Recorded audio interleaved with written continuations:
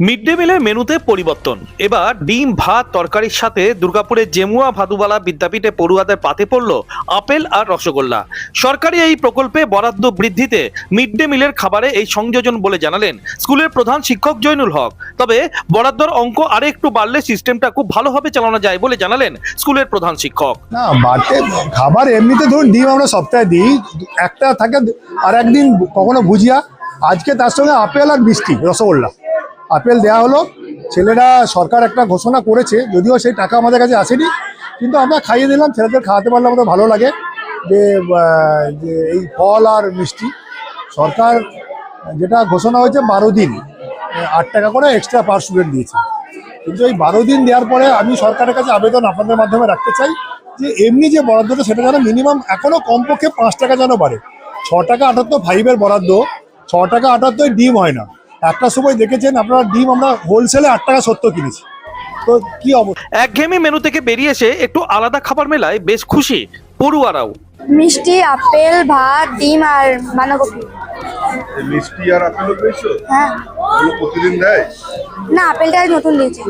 কিন্তু ভোটমুখী এই বাংলায় সরকারি প্রকল্পকে ঘিরে শাসক বিরোধীর রাজনৈতিক তরজা শুরু হয়ে গেছে। দুর্গাপুর পশ্চিমের বিজেপি বিধায়ক লক্ষণ চন্দ্র ঘড়ুইয়ের অভিযোগ, সামনে নির্বাচন, তাই সরকারি প্রকল্পকে রাজনীতিকরণের চেষ্টা চলছে। মানুষও বুঝছে, বাচ্চারা বুঝছে, ভোট চলে এসছে, তাই এখন মানে মিড ডে মিলে আপেল, কলা, লেবু, মানে কি বলবো, ডিম, মিষ্টি, এটা যে পাওয়া যাচ্ছে। তৃণমূল কংগ্রেস তারা প্রতি বছর প্রত্যেকটা ভোটে এটাই করে, সারা বছর ধরে বাংলাকে লুট করে, বাংলার ভবিষ্যৎ ছেলেমেয়েদের নিয়ে ছিনিমিনি খেলে, বেকারদের কর্মসংস্থানে তারা কাটমানি নেয়, যারা সামান্য মাইনে পায় সেই অত টাকা কেটে নেয়, কয়লা চালায়, বালি চালায়, গরু বিক্রি করে।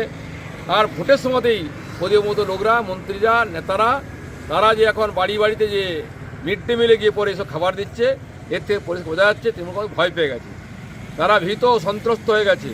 তাই সমালোচনা করাটা ওদের সংস্কৃতি হয়ে দাঁড়িয়েছে। পাল্টা তো রাজ্যের পঞ্চায়েত মন্ত্রী প্রদীপ মজুমদারের। তারা যেরকম ভোটের মুখে জেগে ওঠেন সেরকম ভাবেন আমরাও ভোটের মুখে জেগে উঠি।